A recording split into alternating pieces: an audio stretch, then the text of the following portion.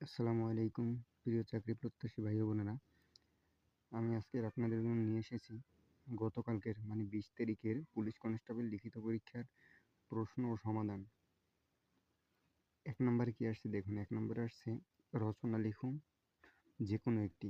বাংলাদেশের নদ-নদী পিতামাতার প্রতি কর্তব্য। যেকোনো মানে দুটি থেকে যেকোনো একটি আপনি লিখতে পারবেন। তারপর 2 নম্বরে বাগধারা আসছে। বাগধারা আসছে অরণ্যরোদন। এই অরণ্যরোদন বাগধারার কথার অর্থ বৃথা চেষ্টা, ঘাটের মরা, অতিবৃদ্ধ, আথায় কাঁচকলায়, পরস্পর শত্রুতা, ডুমুরের ফুল, বিরল বস্তু অথবা দুর্লভ বস্তু আপনি যেটাই লেখেন। তারপর এক কথায় প্রকাশ আসছে অগ্রে জন্মেছে যে অগ্রজ, দিনে একবার আহার করে যে এ কাহারি। তারপর জয় করার ইচ্ছে জিগিসা, যা কোথাও উঁচু কোথাও নিচু বন্ধুর।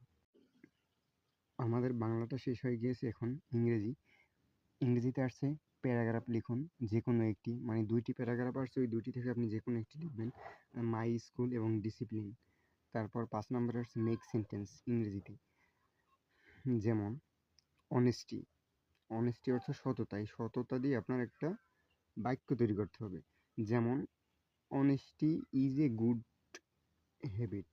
এই জায়গায় আমি লিখতে পারি কি honesty is the best policy, এভাবেও লেখা যায়। তারপর এটাও লেখা যায়, মানে আপনি জাস্ট একটা বাক্য তৈরি করবেন। তারপর 2 নম্বরে আসছে weather. The weather is hot today. তারপর 3 নম্বরে আসছে software. I use new software. তারপর 4 নম্বরে আসছে ভিক্টোরি। We won't victory. ঠিক আছে। 5 নম্বরে আসছে ট্রান্সলেশন। আমরা বিকালে খেলা করি। We play in the afternoon. সে কাজটি করছে। He has done the work. তুমি কাকে চাও? Whom do you want. ডাক্তার আসবার পূর্বে রোগী মারা গেল। The patients had died before the doctor came. এই টোটাল 4টি, 4টিতে 4 মার্ক। তারপর 6 নম্বরে আসছে সাধারণ জ্ঞান। সাধারণ জ্ঞান 1 নম্বরে আসছে ভিটামিন ডি এর অভাবে কী রোগ হয়? ভিটামিন ডি এর অভাবে হাড়ের ঘনত্ব কমে যায়, ফলে দুর্বল হয়ে যায়, হাড় নরম ও দুর্বল হয়ে যায়, যা ব্যথা ও দুর্বলতা তৈরি করে। এটা এক কথায় আমরা বলতে পারি যে ব্যথা ও দুর্বলতা তৈরি করে। ঠিক আছে। খ নম্বরে আসছে পাকস্থলীতে কোন অ্যাসিড থাকে? পাকস্থলীতে হাইড্রোক্লোরিক অ্যাসিড থাকে। তারপর ঘ নম্বরে আসছে একটি উভচর প্রাণীর নাম লিখুন। ব্যাঙ। অণু ও পরমাণুর মধ্যে একটি পার্থক্য লিখুন। অণুর স্বাধীন সত্তা আছে কিন্তু পরমাণুর স্বাধীন সত্তা নেই। আর তারপর নম্বরে আসছে এসিড বৃষ্টি হওয়ার কারণ কি? এটা খুবই বড়, আপনারা সবাই দেখে নিন, আমি বললাম না, কারণ ভিডিওটা অনেক লং হয়ে যাবে তো এই জন্য। আর এত বড় না লিখে আপনি সংক্ষেপেও লিখে দিতে পারেন, যেহেতু 1 মার্ক। তারপর দেখেন গণিতে কি আসছে।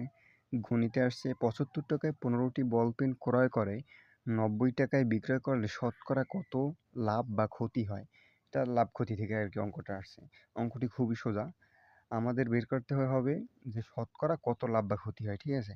তাহলে দেওয়া আছে ক্রয় মূল্য 75 টাকা এবং বিক্রয় মূল্য 90 টাকা। এগুলো আমরা কোথায় পেলাম? ওই যে দেওয়া আছে, প্রশ্নে দেওয়া আছে। ঠিক আছে।